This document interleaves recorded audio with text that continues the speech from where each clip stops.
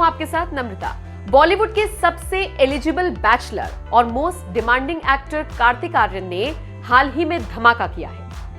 यहां पर हम उनकी फिल्म धमाका की बात नहीं कर रहे हैं, बल्कि चर्चा हो रही है उस धमाके की जो उन्होंने एक न्यूज चैनल के मंच पर कर दिया।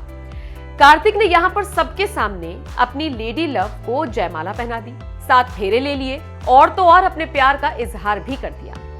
जाहिर है इतना सब सुनने के बाद अब आप जानना चाह रहे होंगे कि आखिर ये सब अचानक कैसे हुआ और कौन है वो खुशनसीब जिस पर कार्तिक का दिल आया है। चलिए हम बताते हैं। शनिवार को कार्तिक एक निजी न्यूज चैनल के मंच पर शिरकत करते नजर आए।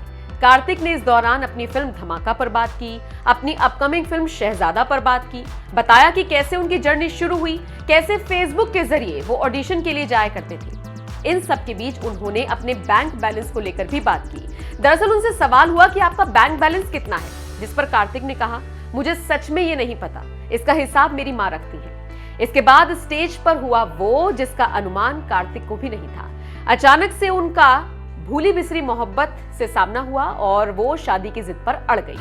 फिर क्या, भरे मंच पर कार्तिक को शादी करनी पड़ी। वैसे कार्तिक ने इस शादी को ज्यादा सीरियसली नहीं लिया, इसलिए आप भी इस खबर को सीरियसली मत लीजिएगा।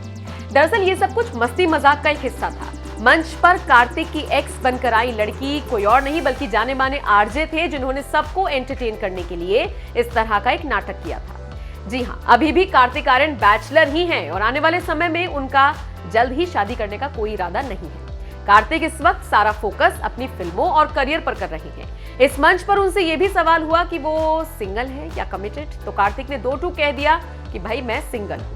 खैर, मस्ती मजाक में हुई कार्तिक की शादी की खबर सुनकर आपको भी झटका लगा क्या?